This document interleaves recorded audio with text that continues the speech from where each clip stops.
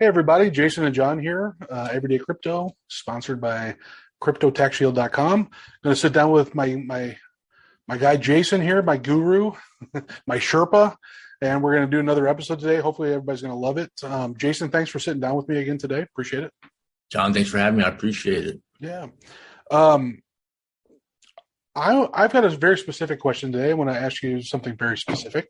Because I know you know. I don't know much. I hear the term metaverse thrown around a lot. Not really sure what it is. I mean, I kind of know what it is, but in terms of what we've been talking about, I just want to set you loose and kind of see what is it and why should we care? Great topic. Cool. Super trendy right now, right? Yep, exactly. So the metaverse in general is virtual reality interaction. Right. So it's the world inside of Web 3.0. So if you just think about it for a second, instead of playing your favorite video game while you're watching it, instead you immerse yourself into the game and now you're in the game. I see. That's the metaverse. And I'll be honest with you, John, listen, I don't think people understand how big this is. Technology grows exponentially, much like population, right? Mm-hmm. So it takes us, tens of thousands of years to get to 1 billion people. And then 200 years later, we have 10 billion people. It's a graph that goes straight up, right? Mm-hmm. This is what technology does. It took us hundreds of thousands of years to get to, the wheel. And then from there, it's just, right? Sure. You hear this and it's a fact, but you don't really see it in your life. But you see it inside of crypto, right? Okay. Like even guys like me who are into crypto 12 hours a day, every day, 365 days a year. Right. We still have hard times keeping up on all the things that are happening. Like it's so fast. It's insane. This is the metaverse, right? Mm-hmm. It's going to change the world faster than people realize.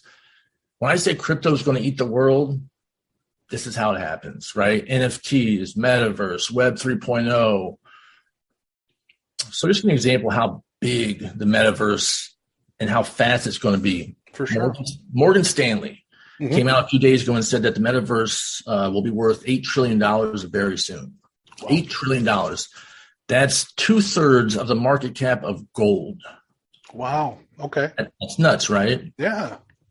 So, the world's biggest companies right now getting involved in the metaverse. You got one of the biggest companies in the world that used to be called Facebook, right? Changed its name to Meta, which is short for metaverse, right? Right. What do you Coca-Cola does not change its name. Right. Disney does not change its name. Right. Facebook is a much bigger company than those two. Right. So just ask yourself, Mark Zuckerberg has access to the world's leading tech guys, the biggest brains in tech. Right. Right? Yep. He is very involved.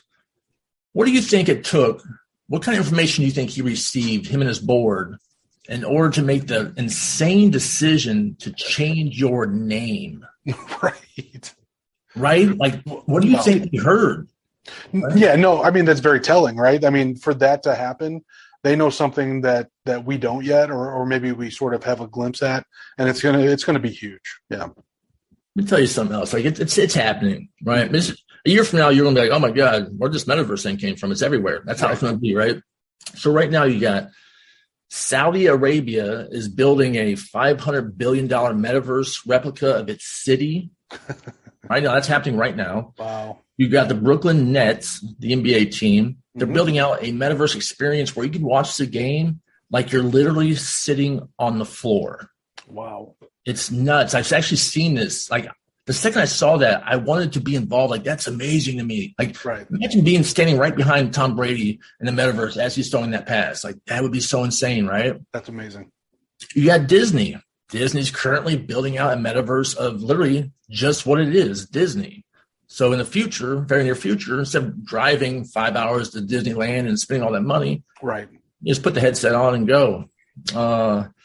Walmart's building out a metaverse where I imagine it's just virtual shopping and then it shows up at your door, right? Right. And then just think about the things that they're not talking about, like education. Why would you drive to school when you can just put on the headset and the teacher's right there, and right. Yep.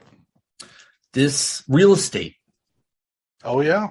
Imagine how much value of metaverse real estate there. This is actually already happening, guys. In crypto are already buying virtual property. Okay.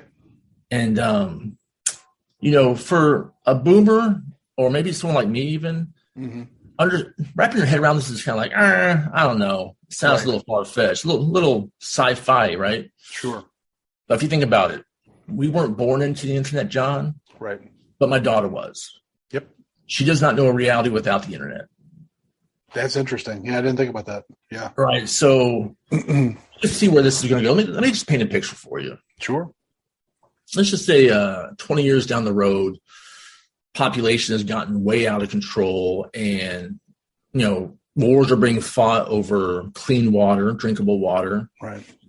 And the actual reality would kind of suck. Like, it'd be super crowded, probably tons of anxiety in the air, right? Yep. So people come home from work, and instead of turning on the TV and just sitting there, they put the virtual reality thing in. They get into the metaverse, and they have an endless options of places they could be. Wow. Maybe they want to be on some mountain somewhere. Maybe they want to be at a club somewhere. Whatever it is, you can see where people would stop leaving the house, and this would become who you are. Right. It's interesting. Then the question is that a good thing? Philosophically speaking, right? I mean, yeah. I don't know. I'll be honest with you. I think it's a great thing to invest in. As far as where we're heading. Where we're heading as humanity is very debatable. Right. Well, I mean, that's always the perennial question, right? Is like, okay, should we? I'm with you, man. Like the technology is so fascinating to me.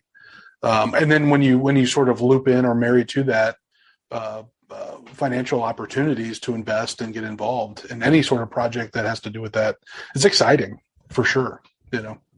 It's you're watching history change. What an interesting time to be alive. Like, so much is happening and so much is changing, and it's exciting. Really it is. Well, I know. I mean, you and I are pretty similar in age. I mean, we both grew up as teenagers in a world without the internet. So, it's fascinating to think people, young folks like your daughter and those beneath us don't know any different. I find that fascinating. So, right. Their brains are wired way different than ours. Their whole life, they've had a computer in their hand and an endless amount of information accessible to them at a glance. Right. And we can't imagine what that's done to their brains. I'm curious to see what my daughter will be like when she's 30, because her brain will not be anywhere near what mine is. I remember 22, 23 years ago. I mean, the internet was still pretty much a baby at the time, and I was working for the transportation company, and we used to use those old street guides, those books you'd buy, and they just kind of, I can't imagine. I mean, if you showed that to somebody now, they're like, why would I even look at that? It's fascinating. Yeah, in just a short period of time. Yeah. Yeah. It's a little scary. I understand what you're saying. Just imagine. So here's the thing about technology. Yeah. It's amazing, but it's also a crutch. Yep. Because if you took away the internet from humanity right now, I'm pretty sure absolute chaos would follow pretty soon after. Right. Well, right. I've got family members who, when Facebook has gone down for an hour or something for whatever reason, boy, were they anxious for a while. I'm like, it's what? All right, let's think about that for a second. But yeah, no, I get it. We rely on it so much, but at the same time, right? It's a double-edged sword. There's always a balance to that stuff. There's always the amazing, and then there's always people that are going to either abuse it or get addicted to it or do bad things with it. That's unavoidable. So all we can do is ask people to stay strong, do your homework, and be smart. Yeah, absolutely. And please like and subscribe. Help us help you. Absolutely. And this is not financial advice. Please do your own homework. Yep. And also, we always like to mention that, Crypto Tax Shield, who's sponsoring this video, is a great place to meet like-minded folks, and as you're building wealth, protect that wealth. Make sure you stay compliant, pay your taxes that are due, and just stay out of trouble so you can continue for years on just being involved in all these amazing projects that we talk about. So, Jason, thanks so much, man, for sitting down with me. This is good info. I think we're going to do another one of these pretty soon because I want to get into some specific projects and stuff that might be attached to this topic. So, absolutely, John. Thanks for having me. I appreciate it. Yeah, no problem. All right, we'll talk again soon.